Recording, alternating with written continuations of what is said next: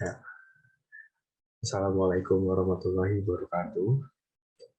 Kami dari kelompok 6, mata kuliah manajemen pemasaran, kelas 6B, dengan Bapak Gus Ganda Suryamanda selaku dosen kami. Kali ini kami akan membawa materi tentang digital product. Sebelumnya, saya di tepatnya akan memperkenalkan anggota kelompok 6. Yang pertama ada Bagus Muhammad Hafuldanto dengan NPM 1810 6310 373. Kemudian ada Renal Erik dengan NPM 1810 6310 380. Kemudian ada saya, Rizky Berdalus, dengan NPM 1810 6310 380. Kemudian ada Muhammad Aditya dengan NPM 1810 6310 330 210. Ya, selanjutnya saya akan menjelaskan pertama-tama tentang pengertian digital product. Digital product atau produk digital yang mungkin diketahui oleh khalayak umum, gambarnya seperti yang ada dalam komputer, yaitu berupa software. Dengan kata lain, barangnya tidak dapat berwujud, akan tetapi bisa dijual dan dibayar dengan uang sungguhan. Aspek terakhir adalah transformasi produk. Dalam marketing produk, apapun yang bisa ditawarkan ke sebuah pasar dan bisa memuaskan sebuah keinginan atau kepuasan. Selanjutnya, ada jenis-jenis digital product yang akan kami bawakan hari ini. Yang pertama ada advertising agency, yaitu usaha jasa agen periklanan. Kemudian yang kedua ada media atau perantara atau pengantar. Yang ketiga ada promotion service, yaitu layanan promosi produk atau jasa. Yang keempat ada packaging atau pengemasan produk.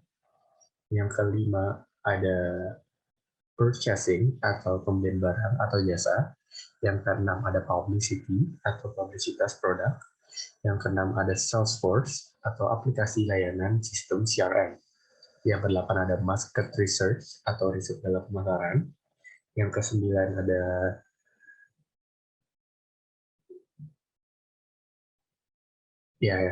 ada fiskal atau perpajakan.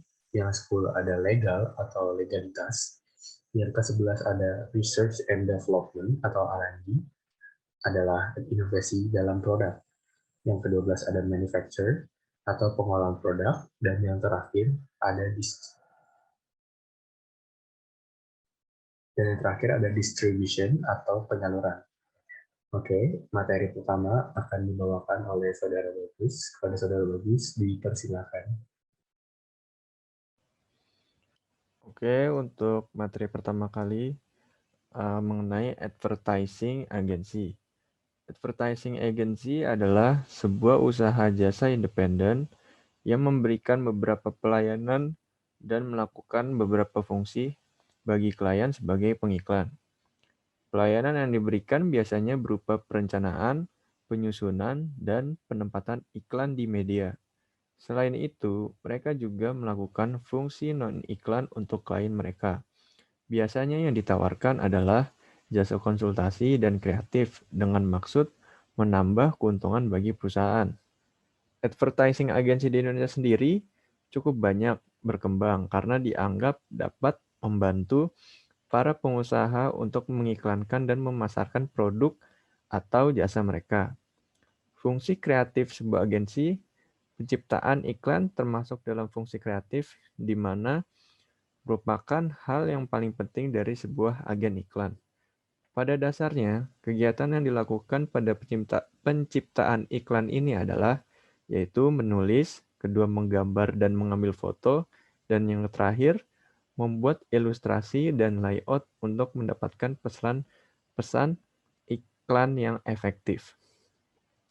Terdapat juga 5 jenis dari agensi advertising sendiri.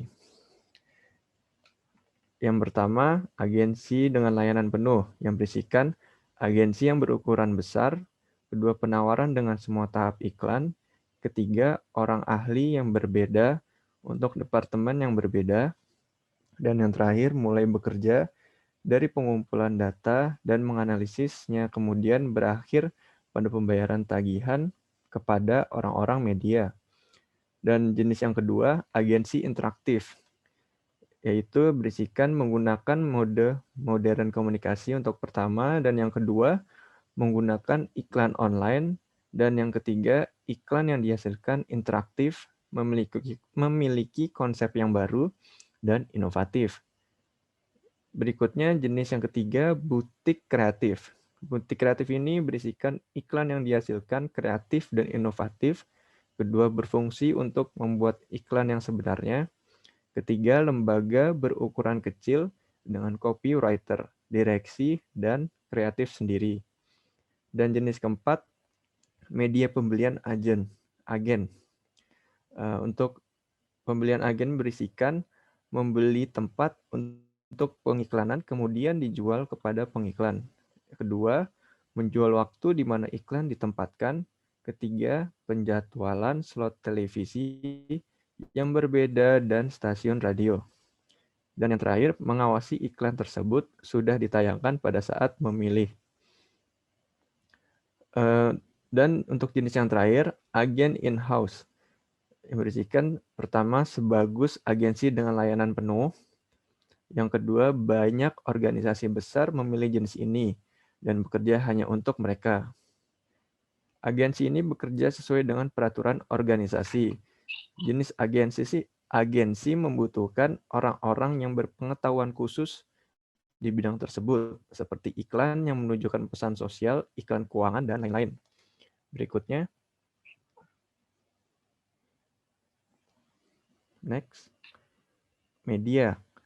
Secara etimologis, kata media berasal dari bahasa Latin, yaitu medius yang berarti tengah, perantara, atau pengantar. Istilah kata media umumnya mengacu pada sesuatu yang digunakan sebagai wadah, alat, atau sarana untuk berkomunikasi. Namun, secara umum, pengertian media adalah alat penghantar atau perantara yang berfungsi untuk menyampaikan pesan atau informasi dari suatu sumber kepada penerima pesan. Pandangan lain mengatakan bahwa definisi media adalah segala bentuk saluran yang dapat digunakan untuk menyampaikan informasi atau pesan. Dengan kata lain, media dapat diartikan sebagai sarana untuk menyampaikan suatu pesan. Untuk lebih memahami apa itu media, dapat disimak dari beberapa pendapat para ahli. Yang pertama ada pendapat dari Leslie J. Briggs yang berisi media adalah alat yang secara fisik digunakan untuk menyampaikan isi suatu materi. Media bisa berupa video, gambar, buku, televisi, dan lain sebagainya. Dan pendapat untuk ahli yang kedua, menurut Santoso S. Hamijaya, pengertian media adalah segala bentuk perantara yang digunakan seseorang untuk menyampaikan suatu pesan kepada penerimanya. Dan untuk yang ketiga, menurut pendapat ahli Arif S. Sahardiman, pengertian media adalah segala perangkat fisik yang dapat menyampaikan pesan dan merangsang siswa untuk belajar. Fungsi umum media sendiri adalah seperti yang telah disebutkan pada penjelasan sebelumnya. Penggunaan istilah kata media dapat digunakan dalam berbagai bidang, seperti media informasi, media pembelajaran, dan lain-lain. Secara umum, suatu media memiliki fungsi yang sama, di antaranya sebagai berikut, yaitu sebagai sarana informasi bagi masyarakat, membantu mengatasi keterbatasan ruang, waktu, dan daya indera, sebagai sarana untuk mengungkapkan pendapat, gagasan, dan ide kepada publik, sebagai sarana untuk mencapai hiburan, relaksasi, dan gangguan dari ketegangan sosial, sebagai sarana sosialisasi pendidikan bagi masyarakat luas dan bagi peserta didik pada khususnya, sebagai sarana melaksanakan pengawasan atau kendali sosial bagi masyarakat. Jenis dan macam-macam media. Pada dasarnya, ada banyak jenis dan bentuk media. Menurut Trudy Bretz, media pembelajaran Beberapa jenis media adalah sebagai berikut. Yang pertama, media audio. Media audio adalah jenis media yang melibatkan indera pendengaran yang memanipulasi kemampuan suara. Pesan yang dapat ditransmisikan dalam media audio adalah pesan verbal dan pesan non-verbal. Yang kedua, media visual. Media visual adalah salah satu jenis media yang melibatkan indera penglihatan. Berikut beberapa media visual, yaitu media visual verbal, media yang berisi pesan verbal atau pesan kebahasaan dalam bentuk tulisan, misalnya seperti buku, majalah, koran, dan lain-lain. Dan media visual grafis, media yang berisi pesan nonverbal, di mana pesan berupa simbol atau elemen grafik, misalnya sketsa, foto, gambar, diagram, dan lainnya. Media visual non-cetak, media yang berisi pesan dalam 3 dimensi, misalnya seperti diorama, miniatur, mock-up, model, dan spesimen. Dan yang terakhir ada jenis media audiovisual. Media audiovisual merupakan salah satu jenis media yang melibatkan indera pendengaran dan indera penglihatan secara bersamaan dalam suatu proses. Pesan yang dikirimkan dalam jenis media ini bersifat verbal dan non-verbal. Misalnya seperti film drama, dokumenter, musikal, dan lain-lain. Berikutnya,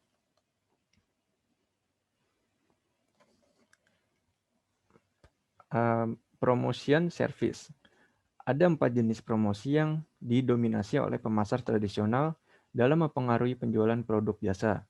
Di antara mereka menawarkan organisasi berbagai kemungkinan untuk mempromosikan layanan di pasar. Jika digunakan dengan cermat, mereka dapat menjadi alat komunikasi dan pengaruh yang paling efektif, yaitu iklan didefinisikan sebagai segala bentuk presentasi non-pribadi dan promosi layanan berbayar oleh individu atau organisasi yang teridentifikasi. Dan yang kedua, penjualan pribadi didefinisikan sebagai presentasi layanan pribadi dalam percakapan dengan satu atau lebih calon pembeli untuk tujuan melakukan penjualan. Yang ketiga, publisitas didefinisikan sebagai rangsangan non-pribadi terhadap permintaan suatu layanan dengan memperoleh berita yang signifikan secara komersial tentangnya di media apapun atau mendapatkan presentasi yang menguntungkan tentangnya di media apapun yang tidak dibayar oleh sponsor layanan. Promosi penjualan, aktivitas pemasaran selain periklanan, penjualan pribadi, atau publisitas yang merangsang pembelian dan penggunaan pelanggan dan meningkatkan efektivitas dealer, misalnya seperti kupon dan kompetisi. Namun 2 kualifikasi penting harus diperhatikan. Pertama, organisasi jasa mempromosikan diri mereka sendiri dan produk jasanya dengan cara lain selain dari 4 bentuk yang dibahas di sini. Kedua, ada semakin banyak bukti penelitian bahwa dalam beberapa jenis pasar jasa, cara yang didominasi pemasar ini untuk mempengaruhi penjualan produk jasa mungkin belum tentu paling efektif. Misalnya, sebuah studi yang mencakup 8 jenis layanan retail menunjukkan bahwa pelanggan layanan retail tidak menjawab pada sumber informasi yang lebih tradisional. Sebaliknya, mereka lebih suka menggunakan sumber informasi yang lebih pribadi dari teman dan kontak lain. Lokasi juga merupakan faktor kunci dalam keputusan pembelian akhir. Pentingnya rekomendasi pribadi telah dikonfirmasi di pasar asuransi jiwa juga. Pelanggan di pasar ini telah terbukti sangat bergantung pada opini dan pengaruh orang lain melalui komunikasi dari mulut ke mulut. Berikutnya akan disampaikan oleh teman saya, Aditya.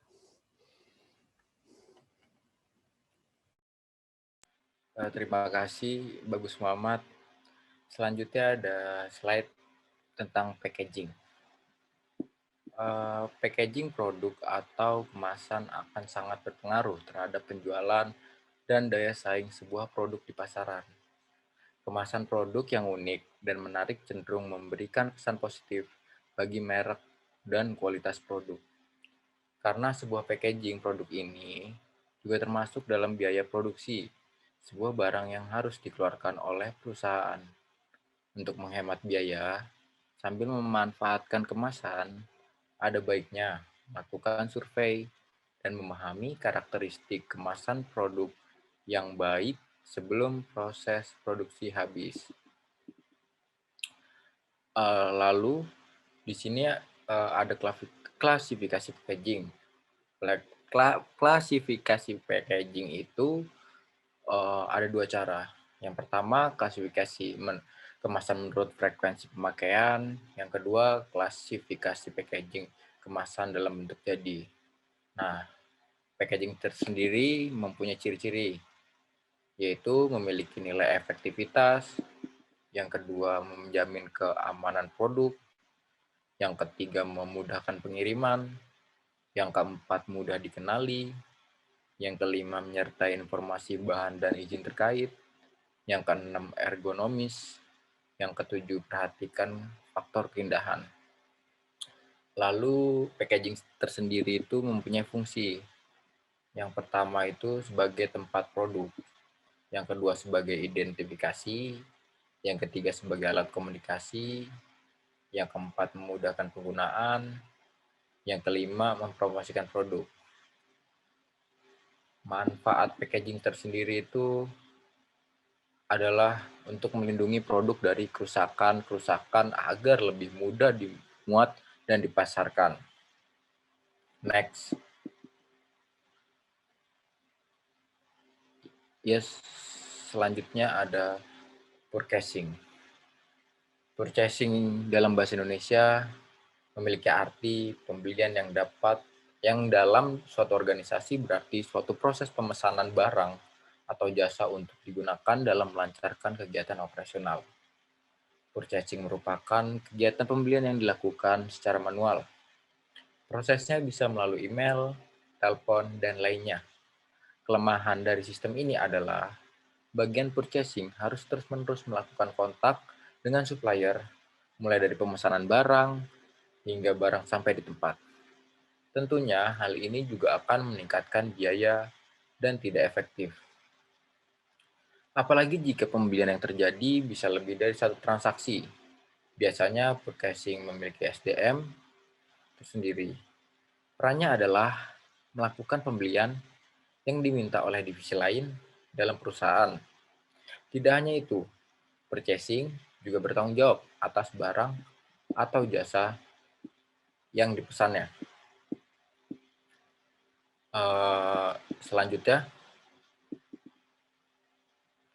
Selanjutnya ada publicity. Publicity adalah upaya pengaturan ruang editorial agar terpisah dari ruang lainnya dengan semua media yang dibaca, dilihat, dan didengar konsumen atau calon konsumen suatu produk perusahaan untuk mencapai tujuan penjualan. Publicity merupakan bentuk hubungan dengan masyarakat sehingga memerlukan beberapa alat seperti berikut. Yang pertama, jumpa pers. Yang kedua, publisitas produk. Yang ketiga, komunikasi perusahaan. Yang keempat, pendekatan atau lobbying. Yang kelima, bimbingan atau konseling. Berikut tujuan dari publicity. Yang pertama, meyakinkan konsumen mengenai suatu produk atau perusahaan. Yang kedua, meningkatkan citra produk perusahaan. Selanjutnya akan dijelaskan oleh teman saya, Rizky Firdaus. Ya, terima kasih.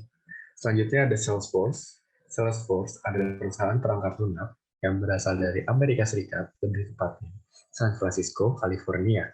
Salesforce merupakan aplikasi atau perangkat lunak berbasis cloud yang menyediakan layanan sistem CRM.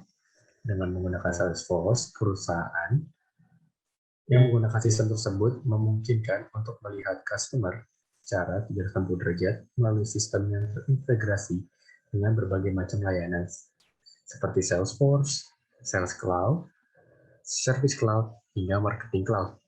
Semua sistem layanan tersebut dapat diakses secara real-time dengan sistem automasi. Kemudian,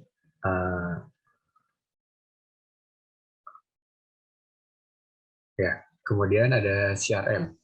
CRM atau Customer Relationship Management adalah strategi bisnis yang memadukan prospek antara manusia, teknologi yang membantu untuk menarik prospek penjualan, mengkonversinya menjadi pelanggan, dan mempertahankan pelanggan yang puas dan loyal. Sebelum sampai ke sana, saya akan menjelaskan Salesforce lebih jelas lagi. Salesforce, manfaat Salesforce bagi penggunanya. Yang pertama, seperti fungsi software pada umumnya, yang digunakan untuk mempermudah pekerjaan, begitupun juga dengan Salesforce. Manfaat Salesforce itu adalah salah satunya ada optimasi kualitas serta memperbaiki pengelolaan data pelanggan. Kemudian, untuk meningkatkan layanan serta dukungan pelanggan secara real-time. Kemudian ada, ya boleh dilanjut. Selanjutnya ada market research. Market research atau riset pemasaran adalah penelitian di bidang pemasaran yang dilakukan secara sistematis, mulai dari perumusan masalah, perumusan tujuan penelitian, pengumpulan data, pengolahan data, dan interpretasi hasil penelitian. Seorang yang melakukan marketing research memiliki tujuan untuk mencapai target. Marketing research biasanya dilakukan dengan berbagai macam cara, yaitu melalui penyebaran kuesioner yang sesuai dengan target market dan tujuan riset pasar. Kemudian ada riset group dengan cara mengumpulkan sekelompok target utama dan menyampaikan informasi mengenai produk atau jasa yang akan ditawarkan dan menyertakan kelebihannya dan juga kekurangannya. Kemudian ada observasi. Observasi biasanya dilakukan dengan cara sukarela dan acak dalam pemilihan responden. Cara ini dilakukan untuk melihat perilaku dari konsumen. Marketing research sendiri adalah objek yang akan adalah harga, yaitu produk berupa produk, harga, dan juga distribusinya. Nah, di dalam marketing research ini memiliki dua fungsi, yaitu fungsi deskriptif, yaitu dikumpulkan dan disajikan melalui pernyataan terkait fakta. Yang kemudian ada fungsi diagnostik, yaitu pembahasan terkait data maupun tindakan. Yang ketiga ada fungsi prediktif, adalah spesifikasi terkait bagaimana pemakaian riset deskriptif serta diagnostik yang memprediksi hasil dari keputusan pemasaran yang terencana. Selanjutnya ada fiskal. Menurut Kamus Besar Bahasa Indonesia, fiskal berkenaan dengan urusan pajak atau pendapatan negara. Kata fiskal itu sendiri berasal dari bahasa Latin, yaitu fiscus, yang merupakan nama seorang yang memiliki atau memegang kekuasaan atas keuangan pada zaman Romawi kuno. Sedangkan dalam bahasa Inggris, fiskal itu juga disebut dengan fis atau pembendaraan atau juga pengaturan keluar masuknya uang dalam kerajaan. Jadi, fiskal ini digunakan untuk menjelaskan bentuk pendapatan negara atau kerajaan yang dikumpulkan dari masyarakat dan oleh pemerintah negara atau kerajaan dianggap sebagai pendapatan, lalu digunakan oleh dari masyarakat dan oleh pemerintah negara. Digunakan sebagai program-program untuk mencapai pendapatan nasional, produksi, perekonomian, dan juga digunakan sebagai perangkat keseimbangan dalam perekonomian. Tujuan kebijakan fiskal. Secara garis besar, tujuan kebijakan fiskal untuk mempengaruhi jalannya perekonomian dengan sasaran sebagai berikut, yaitu yang pertama untuk meningkatkan PDB atau pendapatan domestik bruto atau pertumbuhan ekonomi.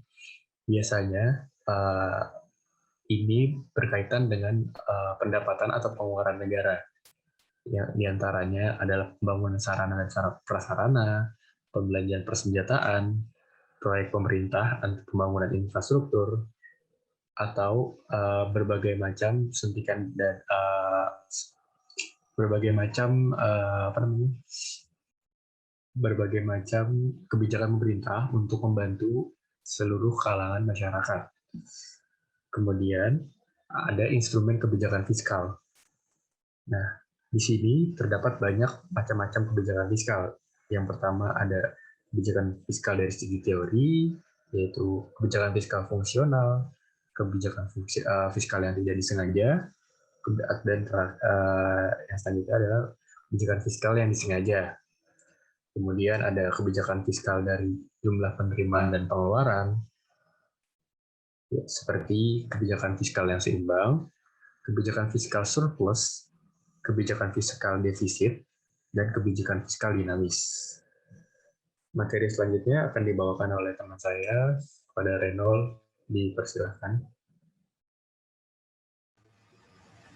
Oke, terima kasih. Seperti yang dijelaskan oleh partner saya sebelumnya, selanjutnya kita punya legal.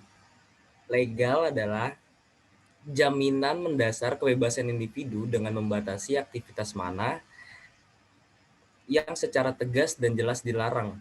Prinsip ini juga melindungi terhadap penyalahgunaan oleh otoritas kehakiman dan menjamin keamanan orang-orang dengan informasi yang diizinkan dan dilarang. Memahami prinsip legalitas yang merupakan prinsip kejahatan harus diatur terlebih dahulu oleh hukum yang setidaknya oleh hukum yang sudah ada atau berlaku sebelum orang tersebut melakukan sesuatu tindakan. Setiap orang yang melakukan kejahatan harus dapat membenarkan tindakan mereka secara hukum. Atas dasar prinsip ini, tidak ada tindakan oleh hakim yang berwenang untuk melanggar hukum, kecuali jika ini telah diterapkan dengan jelas oleh hukum pidana dan selama tindakan tersebut belum dilakukan. Demikian juga tidak ada yang dapat dikatakan bahwa tindakan seseorang yang mampu dilarang sebelum ada ketentuan yang telah melakukan cedera dan bebas melakukan atau meninggalkan tindakan sehingga ada seseorang yang ungu. Di satu sisi, hukum pidana tidak dapat berlaku mundur untuk tindakan yang belum ada aturannya. Jadi hukum pidana harus dilanjutkan. Tujuan asas legalitas adalah untuk memperkuat kepastian hukum, untuk menciptakan keadilan dan kejujuran bagi terdakwa, untuk membuat fungsi penjara efektif di bawah sanksi pidana, untuk mencegah penyalahgunaan kekuasaan, dan untuk memperkuat aturan hukum. Menurut Mulyadi, prinsip legalitas tidak dihormati karena tanpa alasan apapun. Prinsip legalitas yang diterima bertujuan untuk, yang pertama, memperkuat eksistensi kepastian hukum. Yang kedua, untuk menciptakan keadilan dan kejujuran bagi tertuduh. Yang ketiga, mengefektifkan fungsi pencegah sanksi pidana. Yang keempat, mencegah penyalahgunaan kekuasaan. Yang terakhir, memperkuat penerapan supremasi hukum. Penerapan asas legalitas berbeda dari satu negara ke negara yang lain, tergantung pada apakah negara itu menganut sistem pemerintahan yang demokrasi seperti negara kita, atau pada sistem tirani. Selanjutnya ada research and development. Research and development,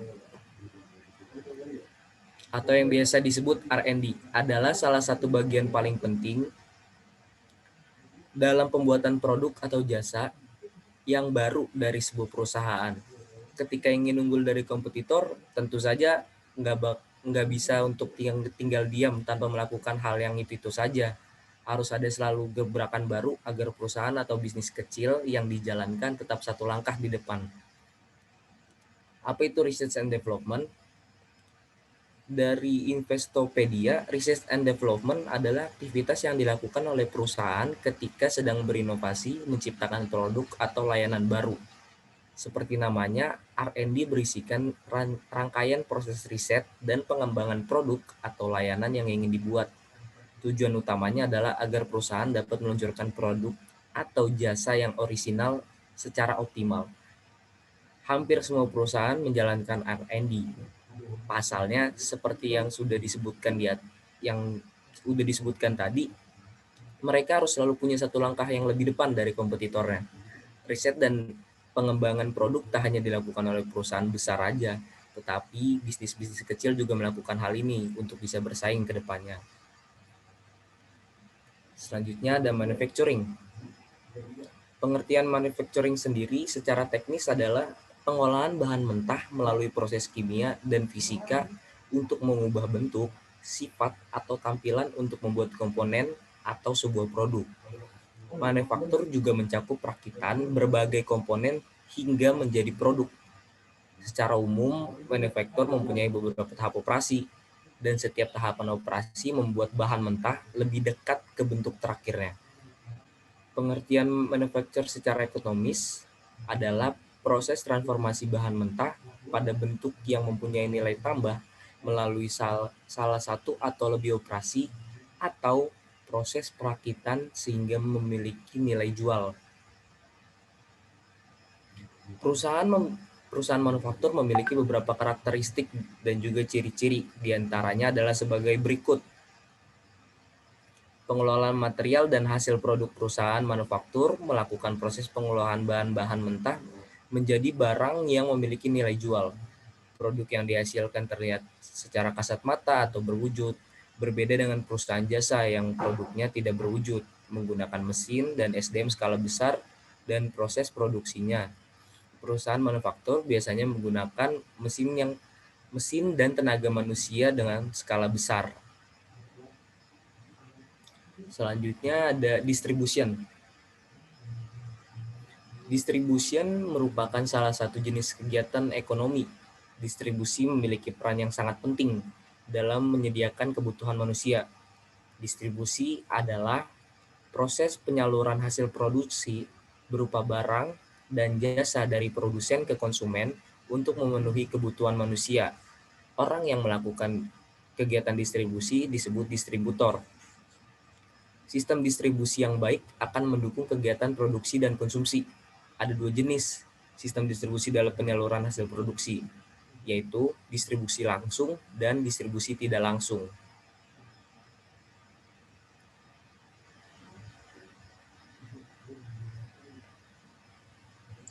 Ya, kesimpulan dari materi kali ini yaitu produk digital yang saat ini perkembangannya semakin pesat di Indonesia seiring dengan kepraktisan dan efisiensi bagi konsumennya, dikarenakan juga dengan perubahan era yang menjadi era serba digital, di mana semua orang menginginkan sesuatu yang praktis, mudah didapat, kapanpun dan dimanapun. Ya, sekian dari kelompok kami, kurang lebihnya mohon maaf. Wabillahi taufiq wal hidayah. Wassalamualaikum warahmatullahi wabarakatuh.